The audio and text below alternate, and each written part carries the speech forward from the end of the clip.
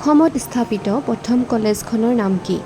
এ. B. Barooah college, B. Cotton college, C. Pandu college, D. Sandikoi college. শুদ্ধ উত্তৰটো হৈছে বি. Cotton college. আধুনিক যুগৰ প্ৰথমখন উপন্যাস কোনে ৰচনা কৰিছিল?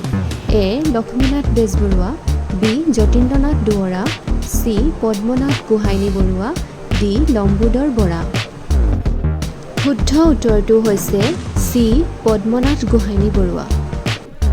অৰুণোদয় বাতৰি কাকতখনৰ সম্পাদক কোন আছিল? A. Nilmoni Phukan, B. Chandraprasad Saikia, C. Doctor Nathan Brown, D. Chidananda Choudhury. শুদ্ধ উত্তৰটো হৈছে চি. Doctor Nathan brown. অসমৰ পঞ্চতীৰ্থ হিচাপে কোনখন চহৰক জনা যায়? A. Guwahati, B. Nagaon, C. Barpeta, D. Sivasagar. শুদ্ধ উত্তৰটো হৈছে এ. গুৱাহাটী।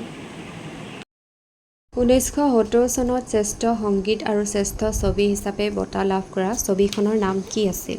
এ. জয়মতী, বি. শকুন্তলা, চি. চামেলি মেমচাব, ডি. বৰুৱাৰ সংসাৰ।